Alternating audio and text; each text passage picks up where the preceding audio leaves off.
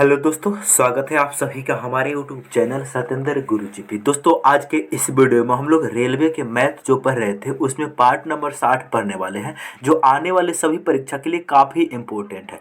इसीलिए आप लोग वीडियो के अंत तक जरूर बने रहिएगा। और आपको बता दो दोस्त, जिसने भी पार्ट नंबर 59 तक नहीं देखे हैं ना, इस वीडियो के डिस्क्रिप्शन में चले जाइए, वहाँ से आपको प्लेलिस्ट मिल जाएगा। मैथ का सारे वीडियो सीक्वेंस बाई जाकर देख सकते हैं। ठीक है भाई, तो चलिए शुरू करते हैं सवाल नंबर 1 से। सवाल नंबर 1 आप लोगों के सामने बहुत ही बढ़िया सा प्रश्न है, लेकिन इस क्वेश्चन को करने से पहले हम आपको बता देते हैं दोस्त, यदि आप चाहते हैं इन सभी क्वेश्चनों का पीडीएफ मिले ना, तो आप इस वीडियो के डिस्क्रिप्शन में चले जाइए। वहाँ पर मेरा टेलीग्राम चैनल है और व्हाट्सएप ग्रुप है, आप वहाँ से जाकर ज्वाइन कर सकते हैं दोस्त। ठीक है, तो चलिए क्वेश्चन कह रहे हैं, ध्यान से पढ़ेंगे। तीन संख्याओं का अनुपात 2, 3, 5 तथा मौसा यानी कि एचसीएफ कितना है, 35 है। तो संख्याओं का लसा बताना है। बहुत ही बढ़िया सवाल है दोस्त, 2016 में इसको पूछा गया था। यानी कि आपके पास तीन गो संख्या है, 2, 3, 5, उनका मौसा जो है 35 है। आपको बताना है उनका लसा। हम आपको बता देते हैं, जब कोई भी चीज़ अनुपात में होती है, उसको अनुपात से जब हम अलग लिखते हैं तो उसके साथ एक कांस्टेंट नंबर से गुना हो जाता है। आप बोलेंगे जी सर, तो कितना हो जाएगा? पहला हो जाएगा 2x, ये हो जाएगा 3x और ये हो जाएगा 5x। आप बोलेंगे जी सर। अच्छा, इनका एचसीएफ क्या होगा दोस्त? इनका जो एचसीएफ होगा, एचसीएफ क्या होगा? एचसीएफ जो सभी में कॉमन है, यहाँ भी यहाँ भी यहाँ भी, इनका एचसीएफ क्या होगा दोस्त? एक्स होगा। एचसीएफ एक्स होगा। अच्छा, इनका एलसीएम क्या होगा दोस्त? इनका अगर हम आपसे पूछ लें इनका एलसीएम क्या होगा दोस्त, तो इनका जो एलसीएम होगा, यहाँ से एक्स कॉमन है तो एक्स कॉमन आ जाएगा, 2 बचेगा, यहाँ पर 3 बचेगा, यहाँ पर 5 बचेगा। आप बोलेंगे जी सर। एलसीएम एचसीएफ तो हमारा एक्स हो जाएगा, सभी में कॉमन है। एलसीएम क्या हो जाएगा? इन सभी को गुना करेंगे, वही हमारा एलसीएम होगा। हमें एलसीएम ही बताना है भाई। ठीक है, तो इन्हें यहाँ से हम डायरेक्ट लिख देते हैं दोस्त, एलसीएम बराबर, आपको कंसेप्ट समझा दिए हैं। एलसीएम बराबर क्या होता है? जो भी एचसीएफ है उसको गुना कर लो, इनटू यहाँ पे जो भी अनुपात में संख्या है उनको आपस में गुना कर लो। ठीक है, 2 गुना 3 गुना कितना 5। आप बोलेंगे जी सर। अब देखो दोस्त ध्यान से, एक्स एक्स क्या है? एचसीएफ। एचसीएफ कितना दिया है भाई? 35 दिया है। 35 मल्टीप्लाई बाई, इनको गुना कर लेंगे, 2 तिया 6, 6 पचे कितना हो जाएगा? 30। जब हम इनको गुना करेंगे तो कितना होगा? 30 होगा। अब देखो 35 गुना 30 करेंगे कितना होगा? 35 गुना 3 105 होता है, एक जीरो है तो एक जीरो लगा देंगे, 1050 इसका एलसीएम होगा। आप बोलेंगे जी सर। चाहो तो आप फार्मूला के तौर पर याद कर सकते हो दोस्त। क्या? एलसीएम बराबर जो फार्मूला होता है वो होता है एचसीएफ, एचसीएफ गुना जो भी यहाँ पे नंबर दिया जाता है, जैसे मान लीजिए ए बी सी दिया है ना, तो ए गुना बी गुना सी होगा। लेकिन कंडीशन अप्लाई दोस्त, ए बी सी क्या होना चाहिए? को प्राइम होना चाहिए, उनके बीच उभयनिष्ठ गुणनखंड, उनका एचसीएफ 1 होना चाहिए। समझ रहे हैं? यानी कि ये फार्मूला का हमने यूज किया। फार्मूला क्या है हम आपको बता चुके हैं दोस्त। एलसीएम बराबर फार्मूला होता है HCF into A into B into C. Condition apply, A B C जो होनी चाहिए वो यहाँ पर जो भी डाटा दिया है ना, वो को प्राइम होनी चाहिए। इनके बीच में एक के अलावा कोई भी उभयनिष्ठ गुणनखंड नहीं होना चाहिए। इसी फार्मूला का यूज करके हमने उसका आंसर निकाला और उसका कंसेप्ट भी बता दिया कि एचसीएफ कैसे होता है, एलसीएम कैसे होता है, हम कंसेप्ट भी बता दिए हैं दोस्त। ठीक है, चलिए शुरू करते हैं अब हम सवाल नंबर 2 से। आपके पास 2 नंबर सवाल है, बोला निम्न अभिव्यक्तित्व को सरलीकृत करें। आपके सामने ग्रुप डी का सवाल है दोस्त। हम आपको यहाँ पर ग्रुप डी और एनटीपीसी दोनों का तैयारी करा रहे हैं, इसीलिए कहीं कहीं ग्रुप डी का भी क्वेश्चन आपको देखने को मिलेगा। यानी कि यहाँ पर 7√48 है। हम आपको बता देते हैं, यानी कि 7√48 को हम लिख सकते हैं क्या? 16 गुना 3 लिख सकते हैं, 16 3 48। आप बोलेंगे जी सर, बीच में प्लस है तो प्लस, 7 गुना, यानी कि रूट के भीतर में जो 147 लिखा है भाई, जो रूट के भीतर में यहाँ पर क्या लिखा है? 147 लिखा है। 147 3 से कटते हैं, कैसे मालूम चला? देखो 7 और 4 11, 11 और 1 12, 12 इनका डिजिटल सम 12 आ रहा है, 12 3 से कट रहा है, इसका मतलब 3 से कटेगा, तो 3 से जब भागा लगाएंगे तो कितना होगा? तीन चौका 12, 2 जाएगा, 3 नवा 27, 49 गुना 3 लिख सकते हैं। आप बोलेंगे जी सर ऐसा हम क्यों किए हैं मेरे दोस्त, यहाँ पे जो पूर्ण वर्ग बनेगा ना उसका वर्गमूल निकालने के लिए हम ऐसा किए हैं। ठीक है, अब देखो इस 16 का वर्गमूल निकल के आएगा 4, 4 से 7 में गुना हो जाएगा, ये कितना हो जाएगा 28√3। आप बोलेंगे जी सर यहाँ देखो इस यहाँ पे 49 का वर्गमूल कितना निकलेगा 7, 7 गुना 7 हो जाएगा कितना 49√3। आप बोलेंगे जी सर। अब देखो दोस्त यहाँ से आप क्या करेंगे, यहाँ से आप करेंगे क्या 28 और 49 इनको आपस में ऐड कर देंगे, कितना हो जाएगा दोस्त 77 हो जाएगा। और √3 यहाँ पर ऐसे ही रहेगा, क्यों, क्योंकि यहाँ पे 28 को √3 है, यहाँ पे 49 को √3 है। जब इन दोनों को जोड़ेंगे तो 77√3 ऑप्शन नंबर डी इसका राइट आंसर होगा। हम उम्मीद करते हैं कि दोस्त आप लोगों को ये सवाल बहुत ही बेहतरीन तरीक़ा से समझ में आ गया होगा। किसी भाई को कोई दिक्कत कोई परेशानी, आप बोलेंगे बिल्कुल भी परेशानी नहीं है, तब हम लोग आगे चलेंगे। चलिए अगला सवाल नंबर 3 नंबर सवाल करें, संख्या ए संख्या बी की 8 गुनी है, संख्या बी संख्या ए से कितने प्रतिशत कम है। एनटीपीसी स्टेज 2 में 2022 में पूछा गया था। आपके सामने क्या बोला, संख्या ए संख्या बी की 8 गुनी है। सबसे पहले इनके बीच में हम रेशियो चेक करेंगे कि संख्या ए और इनके बीच में क्या रिलेशन है। ध्यान से सुनेंगे, संख्या जो ए है दोस्त वो संख्या बी की 8 गुनी है। बात को समझ रहे हैं, संख्या ए संख्या बी की 8 गुनी है। अगर अनुपात में बी 1 है ना तो इसका 8 गुना 8 होगा। आप बोलेंगे जी सर इनकी 8 गुनी है 1। अब देखो दोस्त आप लोगों से क्वेश्चन बोला है संख्या बी संख्या ए से कितने प्रतिशत कम है। देखो अनुपात में जो बी है ना वो ए से कितना कम है, अनुपात में 7 कम है। हमें बताना है प्रतिशत में, तो कमी प्रतिशत निकालना है। तो आपको क्या करना है, जो भी चीज़ कॉमन है उसको ऊपर लिखेंगे। किससे कम है भाई, ए से। कंपेयर किससे कर रहे हैं, ए से। तो ए का वैल्यू कितना है 8 को नीचे लिखेंगे। जिससे कंपेयर करते हैं उसको बेस में लिखते हैं, जो कमी होता है उसको ऊपर में लिखते हैं, और मल्टीप्लाई 100 कर देते हैं तो प्रतिशत में चेंज हो जाता है। आप बोलेंगे जी सर।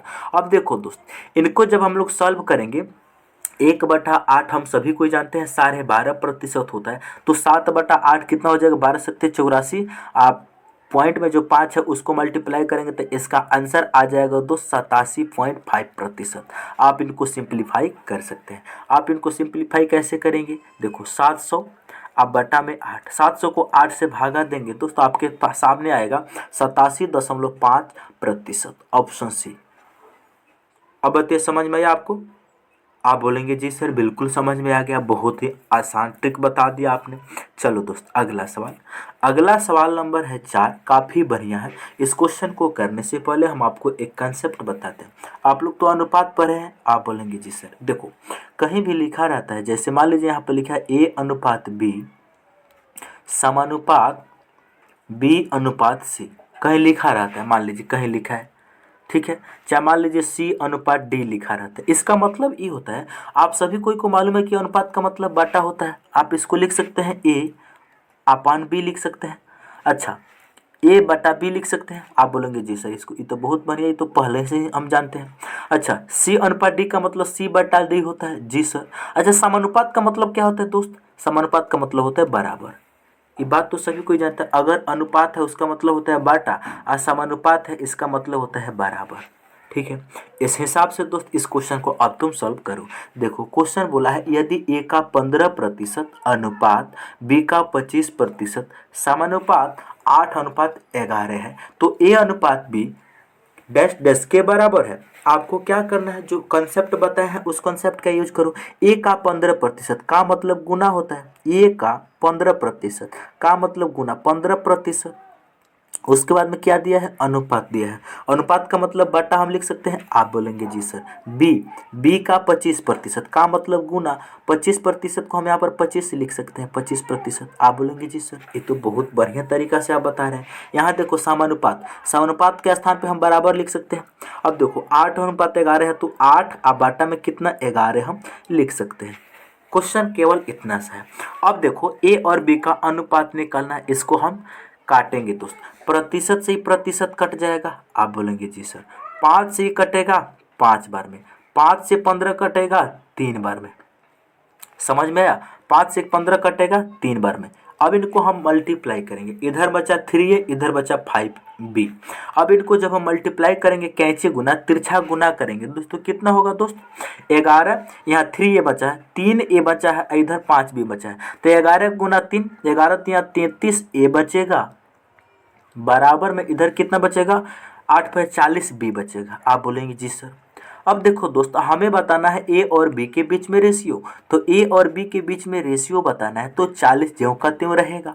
अब देखो, जो b उधर गुना में है इस साइड में भागा हो गया, जो 33 इधर गुना में है उस साइड में जाएगा तो भागा हो जाएगा। इस हिसाब से दोस्त a का वैल्यू कितना आ गया 40, b का वैल्यू कितना आ गया 33। तो इस सवाल का जो आंसर होगा दोस्त a अनुपात b, a के जगह पे हमें 40 लिख देना है और b के जगह पे हमें 33 लिख देना है। 40:33 इस सवाल का आंसर ऑप्शन सी में दिया गया है। उम्मीद है कि आप इन सवाल को बेहतरीन तरीके से समझ चुके होंगे। किसी भाई को कोई दिक्कत, कोई परेशानी नहीं। मेरे दोस्त, रीजनिंग का भी वीडियो आपके साथ अब कंटिन्यू जाएगा, प्यार देते रहिएगा, उसको भी देखने का प्रयास करेंगे, ठीक है भाई। चलिए अगला सवाल की ओर बढ़ा जाए दोस्त। आप बोलेंगे जी सर। चलिए अगला सवाल, क्या संख्याएं 30, 40, 45 और 60 समानुपात में है? ये संख्या जो दिया है ना, यह क्या समानुपात में है? 30, 40, 45 और 60 समानुपात में है। समानुपात का मतलब हमने आपको बता दिया है, जैसे a और b समानुपात c और d। इसमें होता है क्या कि जो अनुपात a और b के साथ में है ना, वही अनुपात c और d के साथ में होगा, तभी यहाँ पे समानुपात का सिंबल लगता है। वही बात बताया है, 40 और 30 और 40, 45 और 60 समानुपात में है कि नहीं। आप बोलेंगे जिस तरह को हम चेक करेंगे, तो सबसे पहले चेक करने के लिए क्या होगा, 30:40 समानुपात दिया है 45 अनुपात दिया है 60। अब देखो दोस्त, इनको 10 से काटेंगे तो 3 होगा, इसको 10 से काटेंगे तो 4 होगा समानुपात। यहाँ 15 से काटेंगे तो 15 गुना 30 45 होगा, यहाँ पे 15 चौका 60 होगा। आप बोलेंगे जी सर यहाँ भी 3 4 आ गया, यहाँ भी 3 4 आ गया, इसका मतलब दोनों बराबर है। बिल्कुल बात सही है कि 3:4 इधर भी आ गया, 3:4 इधर भी आ गया, तो बिल्कुल समानुपात में है। तो इसका आंसर क्या होगा, हाँ संख्याएं समानुपात में है, ऑप्शन ए। इस वैरायटी का भी सवाल आपसे पूछा जा सकता है। देखो एनटीपीसी 2021 में पूछा गया था भाई, आपके सामने तो है। चलिए अगला सवाल की ओर बढ़ा जाए दोस्त। आप बोलेंगे जी सर। बहुत ही मजेदार क्वेश्चन बोल रहा है, संख्या है 7800 का 2 वर्ष 8 महीने का साधारण ब्याज 1976 रुपया है, तो ब्याज की वार्षिक दर बताइए। एनटीपीसी 2016 में पूछा गया। सबसे पहले सिंपल इंटरेस्ट का फॉर्मूला आप लोगों को तो मालूम ही होगा कि सिंपल इंटरेस्ट का फॉर्मूला होता है PRT/100, P गुना R गुना T अपन 100 होता है। अच्छा दोस्त, यानी कि यहाँ पे टाइम कितने दिए हैं, 2 वर्ष 8 महीना, तो 2 वर्ष पूरा है तो 2 लिखेंगे, 8 महीना को वर्ष में चेंज करेंगे, 8 महीना 8 को ऊपर लिखेंगे। देखो एक साल में 12 महीना होता है, तो 8 महीना में को 12 से भागा दे देंगे तो ये भी वर्ष में चेंज हो जाएगा। इनको सॉल्व करेंगे तो कितना होगा, 12 दूनी 24 और 8 कितना हो जाएगा दोस्त 32/12। जब इनको 4 से काटेंगे तो 4 और 8 है 32, 4 3 12, 8/3 हो जाएगा। तो टाइम कितना आया भाई, टाइम यहाँ से निकल के आया 8/3। आप बोलेंगे सर ये तो हम निकालना सीख गए, 8/3 आ गया। अब देखो सिंपल इंटरेस्ट का फॉर्मूला डायरेक्ट लगा देंगे। पी प्रिंसिपल कितना दिया है, सिंपल SI बराबर सिंपल इंटरेस्ट क्वेश्चन में कितना दिया है 1976 रुपया दिया है, 1976 रुपया सिंपल इंटरेस्ट दिया है।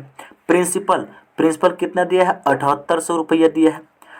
रेट क्या करना है आपको, निकालना है ब्याज की वार्षिक रेट ही निकालना है। R टी कितना दिया है भाई, टी दिया है 8/3। आप बोलेंगे जी सर।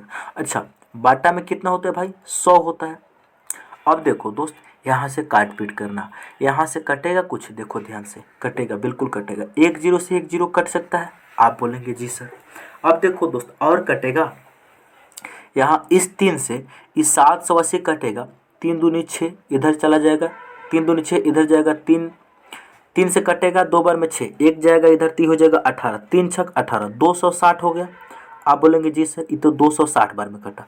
अब देखो 8 से कटेगा क्या, 8 से 1976 कटता है का, काट कर देखो, यानी कि 8 है कम 8 से ही कटता है, 8 दूनी 16, यहाँ चला जाएगा 3 तो 3 पर 7 37, 8 चौका 32, 5 इधर आएगा तो 56, 8 7 56, 247 बार में 8 से कटा।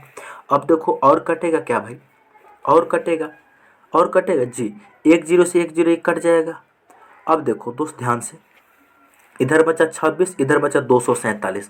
इनको कैचे गुना जब हम लोग करेंगे भाई तो कितना हो जाएगा, 26R, 26R बराबर कितना हो जाएगा, 247। अब तो किसी से कटने वाला नहीं दिख रहा है। अब देखो दोस्तों, आर का वैल्यू निकालने के लिए क्या करेंगे, 247 को जब हम 26 से डिवाइड करेंगे तो कितना आएगा, आर से इसको भागा देंगे तो कितना आएगा, 26 दहिया 260 होता है। 26 दहिया 260 होता है, लेकिन 260 से नीचे है। इसका मतलब 26×9 9.5 गुना करके देख लो। 9.5 गुना आप 26 करेंगे तो दोस्त कितना बिल्कुल आ जाएगा। 26×9 कितना आएगा, 10 से तो नीचे आएगा, ये बात तो क्लियर है। लेकिन 9, 26×9 कितना होता है, 9 छक 54 के 4 हासिल कितना 5, 9 दूनी 18, 9 दूनी 18 5 23, 234 होता है। लेकिन 234 से ज़्यादा है कि नहीं, आप बोलेंगे जी सर। इसका मतलब 9.5%, यानी 26 से जब डिवाइड करेंगे तो 9.5%। ऑप्शन सी इसका राइट आंसर होगा। उम्मीद है कि आप इन सवाल को समझ चुके होंगे। किसी भाई को कोई दिक्कत कोई परेशानी, आप बोलेंगे नहीं ये तो बिल्कुल समझ में आ गया सर, आगे बढ़ा जाए। चलिए अगला सवाल। अगला सवाल कर रहा है, एक निश्चित धनराशि पर 9% वार्षिक ब्याज की दर से 2 वर्षों में प्राप्त होने वाले चक्रवृद्धि ब्याज और साधारण ब्याज का अंतर 97.2 रुपया है। तो निवेश की गई धनराशि ज्ञात करेंगे। एनटीपीसी स्टेज 2 2022 में इस सवाल को पूछा गया था। आपके सामने बोला है एक निश्चित धनराशि पर, एक निश्चित धनराशि पर 9% वार्षिक ब्याज की दर से 2 वर्ष में प्राप्त होने वाले चक्रवृद्धि ब्याज और साधारण ब्याज का अंतर 97.2 रुपया है। तो आपको मूलधन बताना है दोस्त। आपको अगर 2 साल का कंपाउंड इंटरेस्ट और सिंपल इंटरेस्ट का अंतर दिया रहे और प्रिंसिपल निकालना है ना, तो आपको डायरेक्ट हम फॉर्मूला बता देते हैं। 2 साल का अगर आपको प्रिंसिपल निकालना, अंतर दिया रहे और आपसे प्रिंसिपल पूछा जाए, ध्यान दीजिएगा हम क्या बताना चाह रहे हैं। अगर 2 साल का अंतर दिया रहे सिंपल इंटरेस्ट और कंपाउंड इंटरेस्ट का, तो वहाँ पे डायरेक्ट प्रिंसिपल निकालने का फॉर्मूला लगा देना, डी गुना ऊपर में लिख देना 100, बटा में लिख देना r, और 2 साल की बात है तो आप इनका पावर 2 कर देंगे। ये क्या है भाई, P बराबर प्रिंसिपल जिसे मूलधन बोला जाता है जो निकालना है, D बराबर डिफरेंस जो यहाँ पर दिया है उसी को डिफरेंस बोलेंगे, R बराबर रेट जो यहाँ पर दिया है। अगर 2 साल का निकालना है तो आप इस फॉर्मूला का डायरेक्ट यूज कर लेंगे। ध्यान दीजिएगा, केवल 2 साल का, 2 साल से कम ज़्यादा में काम नहीं करने वाला, केवल 2 साल का निकालना है ना, तो आप इस फॉर्मूला को डायरेक्ट लगा सकते हैं। तो प्रिंसिपल निकालना है, डिफरेंस कितना है 97.2 है। तो यहाँ पर देखो दोस्त, आपके सामने 97.2 है, तो इसको हम ऐसे लिख सकते हैं, 972 लिख सकते हैं। अच्छा, दशमलव के बदले में नीचे में 10 लिख सकते हैं। आप बोलेंगे जी सर ये तो बहुत तरीका बताया, सही आपने, 972 अपन 10 लिख सकते हैं। आप बोलेंगे जी सर, तो हम यहाँ पे डिफरेंस के स्थान पे लिख देते हैं 972 अपन 10। अब देखो दोस्त, मल्टीप्लाई, यहाँ स्क्वायर है तो 100 को 2 बार गुना कर देंगे, 100 गुना 100। अच्छा दोस्त, आर मतलब रेट कितना है 9 है, तो 9 को भी 2 बार गुना करना होगा, 9 गुना 9। आप बोलेंगे जी सर, अब इन्हीं को काट पीट करेंगे। दोस्तों ध्यान से सुनेंगे, कैसे कटेगा तरीका को सीखिएगा। 1 0 से 1 0 काट सकते हैं। आप बोलेंगे जी सर। अब देखो, इस 9 से ये 972 कटेगा, 9 एकम 9, 7 में भाग नहीं लगेगा, तो 2 अंक में भाग देने के लिए वो 0 बैठाना पड़ेगा। अब 9 से हम भाग लगेंगे 72 में, तो 9 8 72, यानी 9 से 972 कटा 108 बार में। अब देखो दोस्त, फिर से कलर चेंज करते हैं ताकि अच्छे से समझ पा सके, समझ में आए आपको। अब देखो, ये 9 से 108 कटेगा, 9 एकम 9, यहाँ से जाएगा 1, 9 दूनी 18, 12 बार में। आप बोलेंगे जी सर, तो कितना बचा, 12 गुना, यहाँ पर 100 गुना 10 है, तो कितना हो जाएगा, 12,000 रुपया हो जाएगा। ये बताइए आपको बात समझ में आया भाई? आप बोलेंगे जी सर, बहुत बढ़िया तरीका से समझ में आ गया।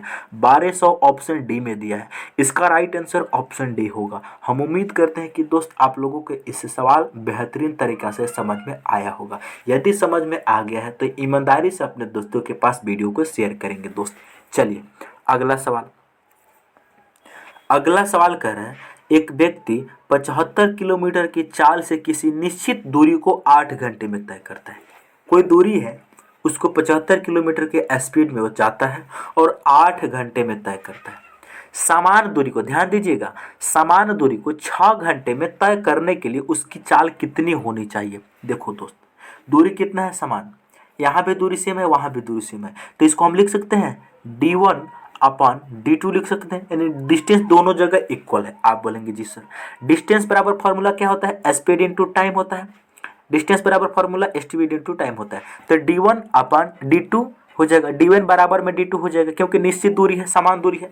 पहली बार हो गया है 75 के स्पीड से 8 घंटा, कितना 75 गुना 8 लिख सकते हैं। आप बोलेंगे जी सर डिस्टेंस मालूम चल जाएगा बराबर।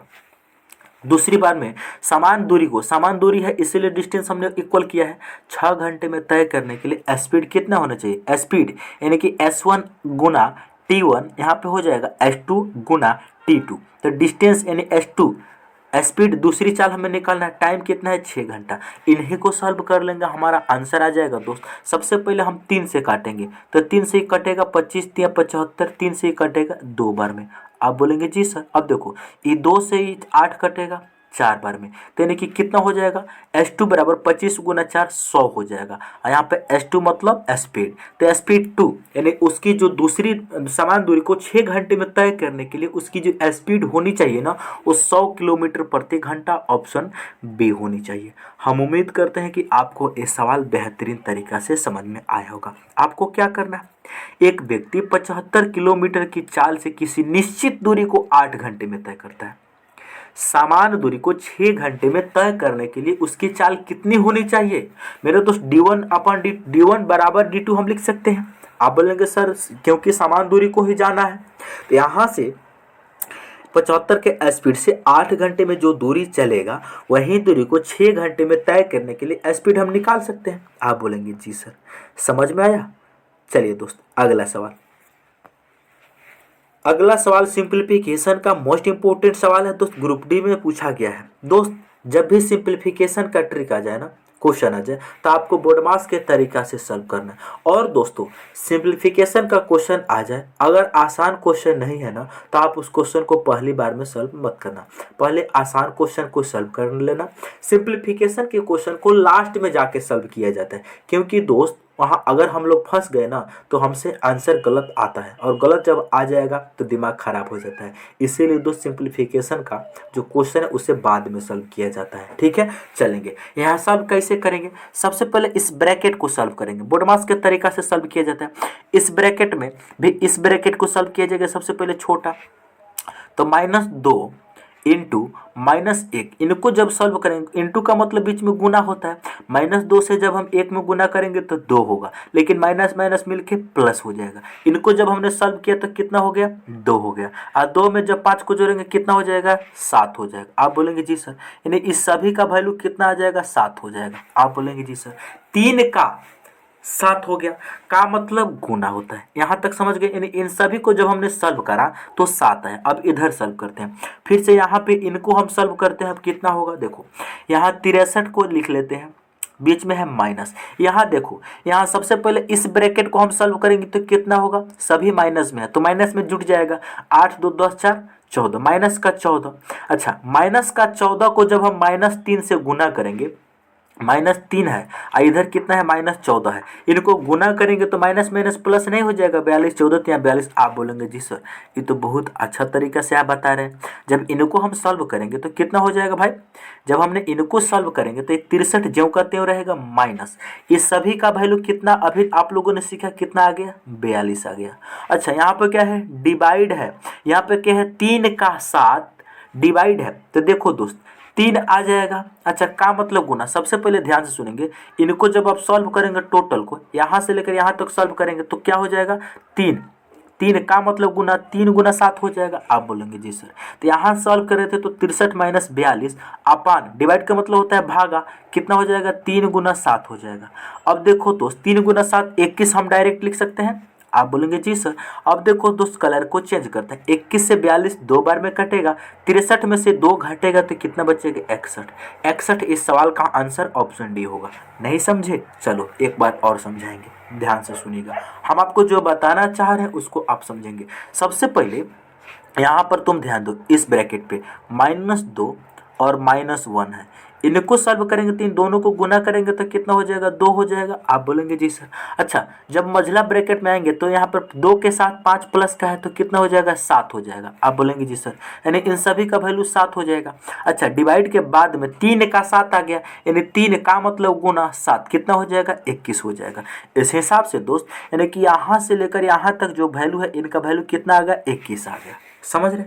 अच्छा, अब इनको सॉल्व करेंगे दोस्त। जब हम इनको सॉल्व करेंगे तो -3 तो देवे किया है, -3 तो देवे किया है। अब देखो दोस्त ध्यान से, इनको सॉल्व करेंगे तो 8 2 10, 10 और 4 14, माइनस का 14 हो जाएगा। अब देखो -3 -14 इनको सॉल्व करेंगे तो 14 यहाँ 42 हो जाएगा, लेकिन माइनस माइनस मिलके गुना में प्लस हो जाएगा। आप बोलेंगे जी सर। अब देखो इनको जब हमने सॉल्व करा तो कितना आ गया, 42 आ गया, प्लस का 42 आ गया। यानी जब हम यहाँ से लेकर यहाँ तक सॉल्व करें तो कितना आ गया, 42 आ गया। कैसे आया है, कर सकते हैं। अब देखो दोस्त यहाँ पे क्या है, 63 है, माइनस कितना है, 42 है, डिवाइड कितना है, 21 है। इनको अब सॉल्व नहीं कर सकते आप। 63 ज्यों का त्यों रहेगा, माइनस 42 को 21 से भाग देंगे कितने बार में जाएगा, 2 बार में जाएगा। 63 में से 2 घटेगा, 61 बचेगा। ऑप्शन नंबर डी इसका राइट आंसर होगा। उम्मीद करते हैं कि आपको तरीका समझ में आया होगा। जिस तरीका से दोस्त हम सॉल्व किए हैं आपको उसी तरीका से सॉल्व करना है, स्टेप बाय स्टेप। कहीं भी मिस्टेक कीजिएगा आपका आंसर बिल्कुल गलत आ जाएगा। ठीक है, चलिए दोस्त अगला सवाल।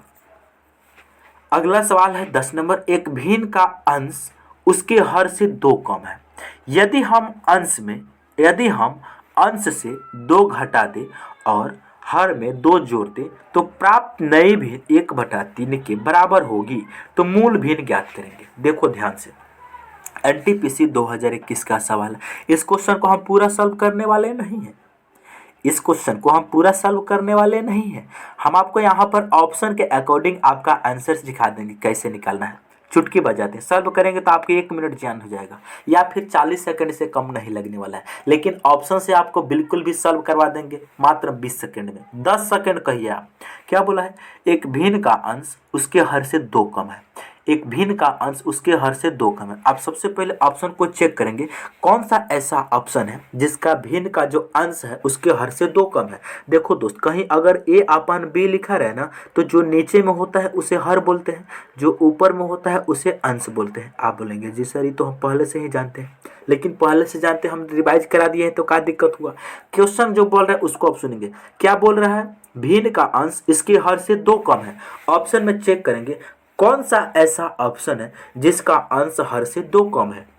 यहाँ देखो, हर कितना है 7, अंश कितना है 3, कितना कम है भाई, -4 है। ऑप्शन गलत। ऑप्शन बी में आएंगे, कितना कम है, -2 कम है। आप बोलेंगे जी सर। यहाँ पर आएंगे, यहाँ पर -4 कम है, यहाँ पर आएंगे -2। इस हिसाब से -4 कम है तो ऑप्शन सी हो ही नहीं सकता। हम फंस गए। अब हमारा ऑप्शन बी भी सही हो सकता है और ऑप्शन डी भी सही हो सकता है। तो इस हिसाब से अब हम दूसरा, ऑप्शन ए गलत हो गया, ऑप्शन सी गलत हो गया। हमारे पास 2 ऑप्शन बचा है, ऑप्शन ए, ऑप्शन बी और ऑप्शन डी। अब हमारा पहला जो कंडीशन है ये दोनों तो सेटिस्फाइड हो गया। अब हम दूसरा कंडीशन को चेक करेंगे। चलिए हम ऑप्शन डी में ही चेक करते हैं। दूसरा कंडीशन क्या बोला है, यदि हम अंश से 2 घटा दे और हर में 2 जोड़ दे। क्या बोला है, अंश से 2 घटा दे और हर में 2 जोड़ दे। इसका मतलब ये होगा दोस्त कि यदि हम अंश में 2 घटा दे और हर में 2 जोड़ दे, अंश में 5 है तो उसमें से 2 घटाएंगे तो कितना बनेगा, 3 बनेगा। अच्छा, बटा में हर में 2 जोड़ दें, यहाँ पर कितना है 7 है तो 2 जोड़ेंगे तो कितना हो जाएगा, 9 हो जाएगा। तो प्राप्त नई भिन्न 1/3 के बराबर होगी। अब देखो 9/3 को हम लिख सकते हैं, 9 3 से कटेगा तो 1, अब बटा में 3 लिख सकते हैं। आप बोलेंगे जी सर क्वेश्चन सेटिस्फाइड हो गया।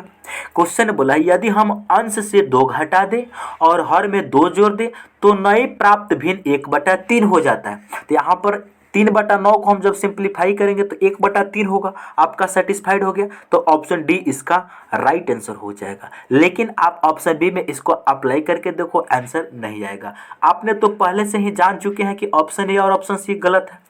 हमारा आंसर ऑप्शन डी है। आप निकाल चुके हैं कैसे, क्योंकि इसमें से जब अंश में 2 घटाएंगे तो 3 होगा, हर में 2 जोड़ेंगे 9 होगा, इनको सिंप्लीफाई करेंगे तो 1/3 होगा, जो यहाँ पर क्वेश्चन में दिया गया है। लेकिन दोस्त अगर आप मान लीजिए हमें यहाँ अगर ऑप्शन बी को चेक करना है तो क्या करेंगे, अंश में से 2 घटाएंगे, 2 घटाएंगे तो कितना होगा, माइनस का 1 होगा, बटा हर में 2 जोड़ेंगे तो 3 2 5 होगा, -1/5 आ रहा है, जबकि आना कितना चाहिए था दोस्त, 1/3। तो इस हिसाब से ऑप्शन डी हमारा आंसर होगा। इसमें सभी का सभी जो कंडीशन है सेटिस्फाइड हो रहा है। तो आप इस तरीका से करेंगे सॉल्व, आप इसको बिल्कुल भी मेरे दोस्त बेसिक तरीका से सॉल्व नहीं करेंगे, ठीक है। चलो अगर बेसिक तरीका से करना है तो हम आपको कंसेप्ट बता देते हैं, आप सॉल्व कर लीजिएगा। मान लीजिए दोस्त कि आपका जो फ्रैक्शन है वो x/y है। क्वेश्चन क्या बोला है भाई, क्वेश्चन क्या बोला है, ध्यान देंगे। यदि भिन्न का अंश उसके हर से 2 कम है, भिन्न का अंश हर से 2 कम है, देखो बहुत बढ़िया बात बताया। तो आप इसमें एक ही वेरिएबल को मानो, क्या बोला है, एक भिन्न का अंश उसके हर से 2 कम है। मान लीजिए अगर उसका हर जो है x है, मान लीजिए उसका हर x है, तो उसका अंश जो है x-2 होगा। आप बोलेंगे जी सर, यहाँ तक किसी भाई को कोई दिक्कत परेशानी नहीं, एक ही वेरिएबल को मानकर हम बता रहे हैं। अगर किसी भिन्न का हर अगर x है तो उसका जो अंश है उसके हर से 2 कम है। अगर ये हर x है तो अंश 2 कम हो जाएगा। आप बोलेंगे जी सर। अगला क्वेश्चन बोल रहा है, यदि हम अंश से 2 घटा दें और हर में 2 जोड़ दें, अंश से इसमें से 2 घटा दें और इसमें 2 जोड़ दें, तो ये जो फ्रैक्शन होती है वो 1/3 हो जाती है।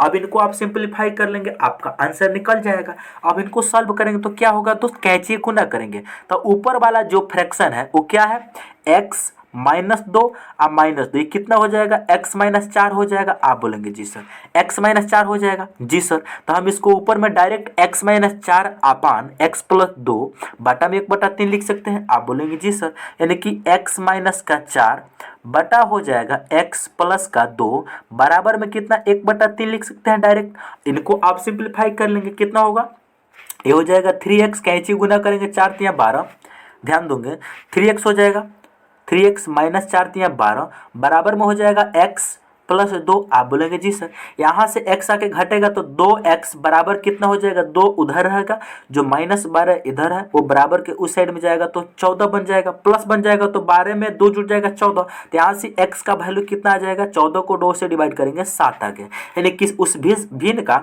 जो हर है वो 7 है, ठीक है। आपका अंश कितना होना चाहिए दोस्त, आपका अंश कितना होना चाहिए, यहाँ से जब आपने तो निकाल लिया कि हर कितना है, 7 है, तो क्वेश्चन के अकॉर्डिंग उसके अंश 2 कम होना चाहिए।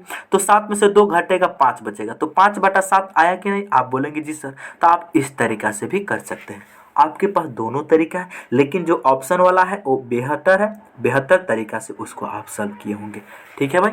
चलिए दोस्त, हम उम्मीद करते हैं कि आप लोग सारे प्रश्न को बहुत ही अच्छे तरीक़ा से समझ चुके होंगे। यदि आप हमारे चैनल पर पहली बार आए हैं तो चैनल को जरूर सब्सक्राइब करें और अपने दोस्तों के पास शेयर करें। मेरे दोस्त, यदि आप रीजनिंग भी पढ़ना चाहते हैं तो इस वीडियो के डिस्क्रिप्शन में रीजनिंग का सारा वीडियो हम डाल रखे हैं, वहाँ से जाकर आप रीजनिंग सीख सकते हैं। और दोस्त, हम आपके साथ रेलवे के एग्ज़ाम जब तक ख़त्म नहीं होने वाला है, रीजनिंग भी अब कंटिन्यू चलेगा। मेरा छोटा छोटा वीडियो ही होगा, लेकिन जो कंसेप्ट हम देंगे ना आपको, वो बिल्कुल बड़े बड़े एग्जाम के लिए भी सेटिस्फाइड होगा आपके एग्जाम में, ठीक है भाई। चलिए दोस्त, मिलते हैं नेक्स्ट वीडियो में।